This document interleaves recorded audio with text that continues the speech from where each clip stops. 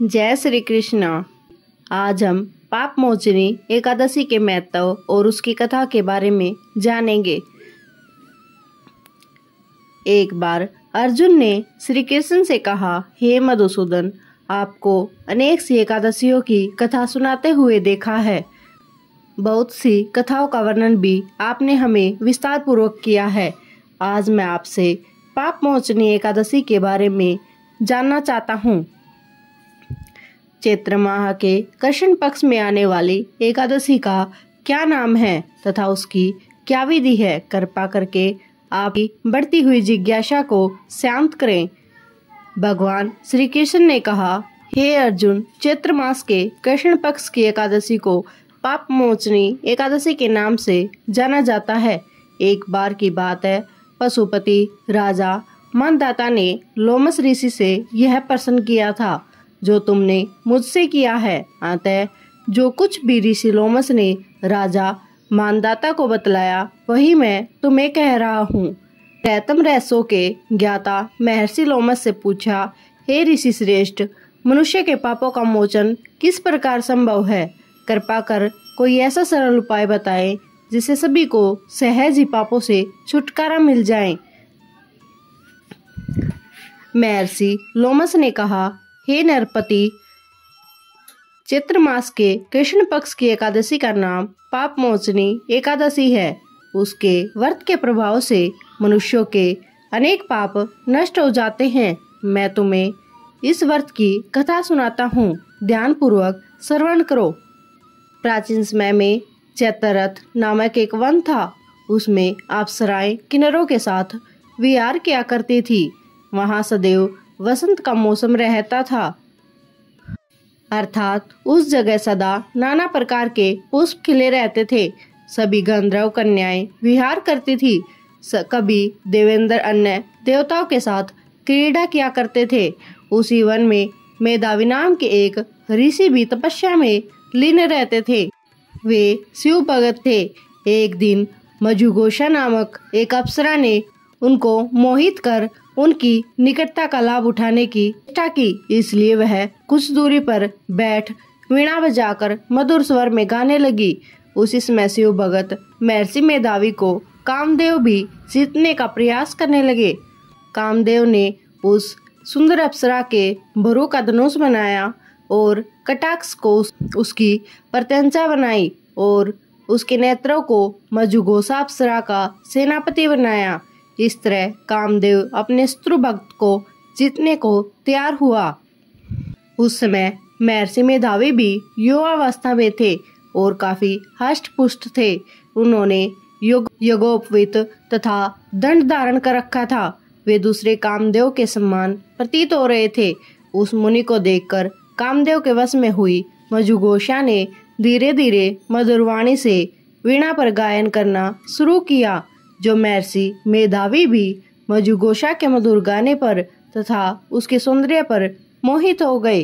वह अप्सरा मेधावी मुनि को कामदेव से पीड़ित जानकर आलिंगन करने लगी।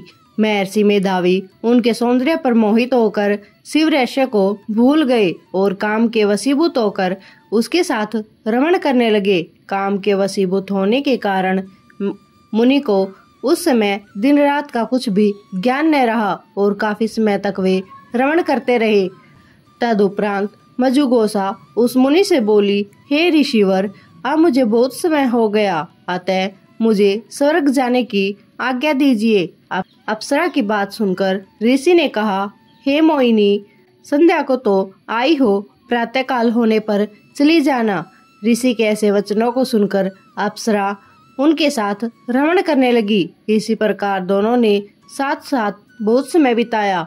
मजुघोषा ने एक दिन ऋषि से कहा, हे विपर, अब आप मुझे स्वर्ग जाने की आज्ञा दीजिए। मुनि ने इस बार भी यही कहा, हे रूपसी, अभी ज्यादा समय व्यतीत नहीं हुआ है, कुछ समय और ठहरो।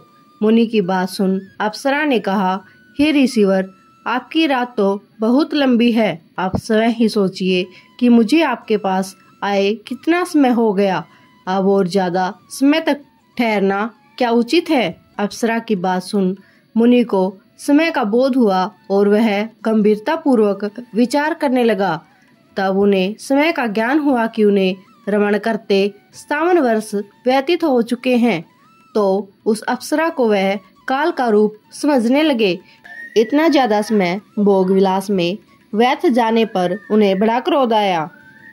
वह भयंकर क्रोध में जलते हुए उस तप नाश करने वाली अप्सरा की तरह भरकुटी तान कर देखने लगे। क्रोध से उनके अधर कांपने लगे और इंद्रियां बेकाबू होने लगी।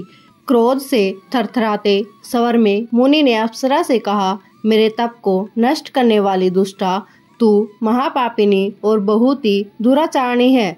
तुझ पर धिक्कार है। अब तू मेरे श्राप से पिशाचिनी बन जा। मुनि के क्रोधायुक्त श्राप से वह अप्सरा पिशाचिनी बन गई।